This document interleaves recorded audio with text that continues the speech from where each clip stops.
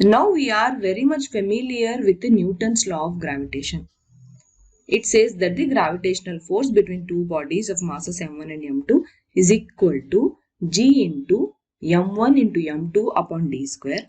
That means this force, the gravitational force, it is directly proportional to the product of the masses and inversely proportional to square of the distance between those two masses. Okay. Now this gravitational force, it is a attractive force. This we all know, right? It is a attractive force.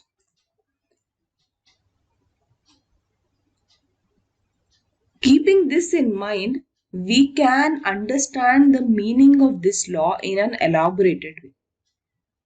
We can directly say what is the effect of mass on gravitational force and what is the effect of distance between those two masses upon gravitational force. Okay. See, first case may be where m1 is equal to m and m2 is equal to m. Okay. This is the first case. If I substitute the values of both masses and the distance between them is d only, then what will be the force now? It will be equal to g into m upon d square. Means it is as it is. What we have defined for Newton's law of gravitation, no? That is the thing here. F is equal to g into m1 into m2 upon d square. Just we have substituted m1 as capital M, m2 as capital M. Okay. Now, the next scenario. Second case where the mass is doubled. One of the mass is doubled. Means m1 is equal to m, m2 is equal to 2m and d will be equal to d. Then what will be my gravitational force? I can write it as g into, I will write capital M into 2m, correct, upon d square. Or I can also write it as, if I take 2 outside, I can write it as g into m upon d square. Now this thing is same as this thing, right? Equation 1. That means it is 2 times the force now. Okay. The gravitational force has been doubled if one of the masses is doubled. Okay. Now third situation. What is the third case? In third case, both masses are doubled. If both masses are doubled means I can write 2m into 2m upon d square, or 2 2s are 4. Inside I will have as it is g into m upon d square. That means my force has been multiplied by 4. So F became 4F. When did the force become 4F? When did it multiply by 4? When both the masses were doubled. Okay. Next is the fourth situation. Fourth situation is one of the mass became 3m. Here m1 is m, m2 became 3m. So what will be the force now? Force will be g into m into 3m upon d square, or 3 times g into m upon d square. That means F became 3F. When did the force become triple times the original force? When one of the masses is tripled, correct? When one of the masses is multiplied by 3. Okay. So these are the 4 cases wherein we can clearly understand the effect of mass on gravitational force. Okay. Now what is the other quantity which is there in that formula? It is d, right? It is the distance between the two masses.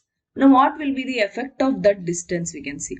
If this is 1, what is the first situation? In first situation, as it is m1 is m, m2 is m and d is d. Okay. So my force will be as it is as per the Newton's law of gravitation. G into m upon d square. Okay. What will be the second situation? In second situation, I have doubled the distance between those two masses. If distance is doubled means this I will write as it is.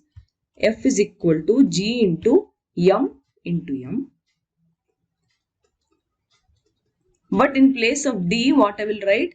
I will write 2d now, whole square.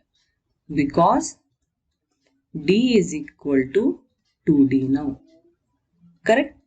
So what will my force become now? It will be G into m upon 4d square. Or if I take 1 by 4 outside, I will have G into m upon d square. This is nothing but our original force, right? So my force decreased by 4 times now. My F became F by 4 now. When did this happen? This happened when the distance was doubled. Okay. This concept I explained in part 1 also. Anyway, here I wanted to explain in the flow. Okay. I wanted to explain you one by one. So this was the second case. Now what will be the third case? This will be the third case. What is happening here in third case? My m is m only. Again m is m only. My d became 1 by 2d. So what will be the force? It will be G into m. In place of d square I will write 1 by 2 d whole square. Correct? Or G into m upon 1 by 4 d square. Now my 4 will go upside, right? So I can write it like this. G into m upon d square. So this is nothing but the original force. So my force became 4F. Now, when did my force become 4F? My force became 4F when the distance was halved. Correct? Distance was done half. That time the force of attraction, the gravitation force, became 4 times the original force. Okay? And the fourth situation. In fourth situation, I am writing mass m1 is equal to 2m. My mass is doubled. The second mass is also doubled.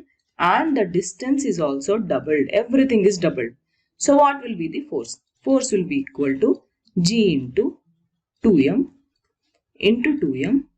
upon 2d whole square. So this will be equal to 4 upon 4 into G into m upon, again it will be d square. Correct? So it will be d square.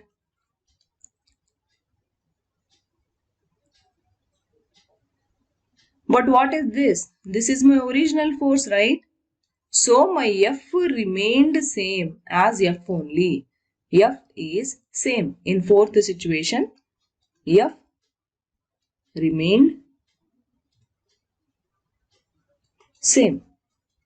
Okay? Because the 4 from numerator and 4 from denominator got cancelled. Correct? So this became F. F is F only. Okay? This is the fourth situation.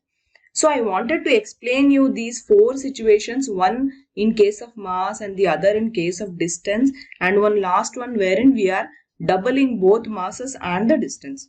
Okay? Any multiple choice can be framed with all these points. Okay? Friends, there is an announcement. HSTR 2023 paid classes are being taken. Registrations are open now. This will be a second batch. Classes will start from 12th December 2022. Okay. I am getting many mails and messages. People are little bit confused whether the registrations are open or no. That's why I am giving an announcement here. Yes, registrations are open now. You can find the link of the tentative schedule just below this video in the description. Please click that tentative schedule link, go through the schedule and then decide whether you want to join my classes. Okay? Thank you. Bye.